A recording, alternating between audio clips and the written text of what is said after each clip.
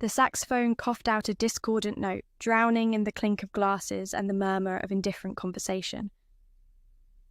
Another gig, another dismal performance, another night I felt utterly unseen. I stared at my violin case, its battered surface, a mirror reflecting the hollowness inside me. It had held melodies that once throbbed with life. Now it just felt like a weight, a reminder of my shattered dreams. The only soul truly listening was the ghost of my past, an echo of the music I yearned to create. Again, I mumbled as if the violin listened to my commands. Again, I'd nail the scales, the arpeggios, aim for perfection but land short, somewhere between inspiration and mediocrity. That's when it happened.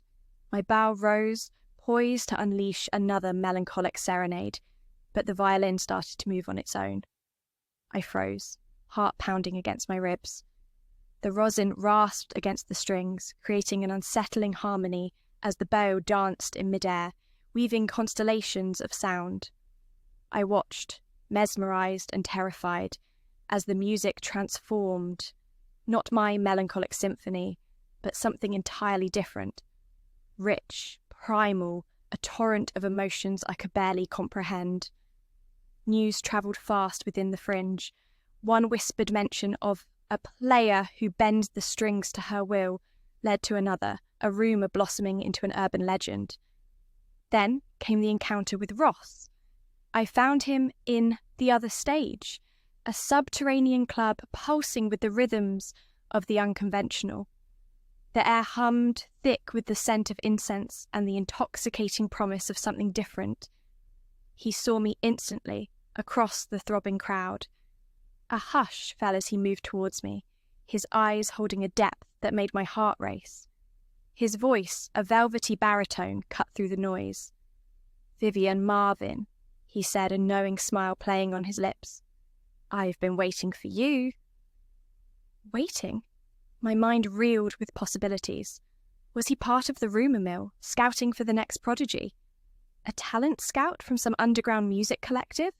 A potential patron? "I've heard stories," Ross continued, his gaze unwavering. "Stories of a musician who commands more than merely the strings. A woman who dances with sound, who shapes the very essence of music." His words were a balm to a wounded soul. I craved this validation, this recognition of the power I both embraced and feared. "You're not like anyone I've seen before, Vivianne," he said, his voice a hushed whisper against the throbbing bass. "You have a gift, a power that could redefine what music truly means." His eyes, a deep ocean blue, seemed to see into my very being, into the chaotic storm of emotions brewing within. Over the next few weeks, Ross became my mentor, guiding me through exercises that strained my mind and amplified my abilities.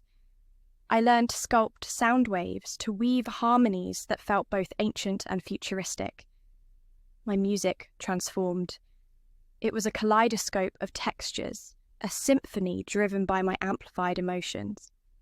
It resonated with an unearthly power, a raw energy that both captivated and terrified me. But Ross was more than just a teacher. He possessed a subtle magnetism, a commanding presence that pulled me into his orbit. He spoke of a higher purpose, a destiny awaiting me. "Your music will change the world, Vivianne," he said, his voice raspy with intensity. "But it comes at a price you must be willing to pay." My commitment to music had always been a solitary pursuit, born from a yearning for connection, for validation. Now, with Ross's guidance, it felt like an offering, a sacrifice in service of something greater. His words echoed in my mind. A price. What was that price? And was I willing to pay it? The answers came in a series of hushed revelations.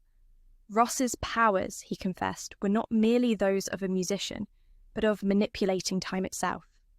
He spoke of a cyclical nature to reality, of opportunities and limitations imposed by the relentless march of minutes and hours. He claimed to have seen my future, a symphony so profound, so awe-inspiring, it would rewrite the fabric of existence. "You are the key, Vivianne," he said, his eyes gleaming with a strange intensity. "But to unlock that symphony, you must embrace the totality of your power. You must transcend the limitations of time." The music started to take shape in my mind. A complex, almost impossible piece, a symphony of cascading emotions, of soaring melodies and crushing dissonance. It was a terrifying beauty, both exhilarating and agonizing. I practiced relentlessly, fueled by Ross's promises and my own desperate craving for something more. The cabin where Ross secluded me for this final act of preparation became a warped reflection of reality. The concerts were back-to-back, and my music was unlike anything the world had ever heard. It was raw, primal, a visceral expression of the power I now wielded. The audience was mesmerized, even as my music stretched the bounds of their comprehension.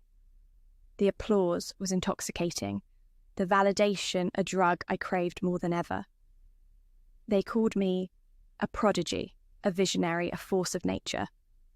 One evening, as the final notes of my most ambitious composition reverberated through the concert hall, I felt a shiver run down my spine. Time seemed to thicken, to slow down. The audience, frozen in moments of ecstasy, seemed etched in time. The applause died down, replaced by an unsettling stillness.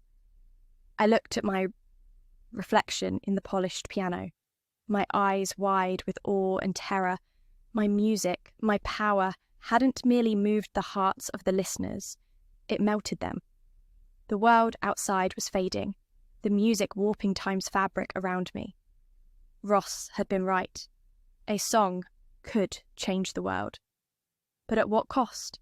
In my pursuit of artistic revelation, I'd become a maestro of destruction, the architect of my own lonely symphony. The applause was an echo, a cruel reminder of what I had lost. Alone on a stage illuminated by the flicker of candles, I was surrounded by a world frozen in time, a monument to my genius and my ultimate failure. My gift, my curse, had become an unsung symphony of silence. The price I paid for greatness was eternity with empty chairs.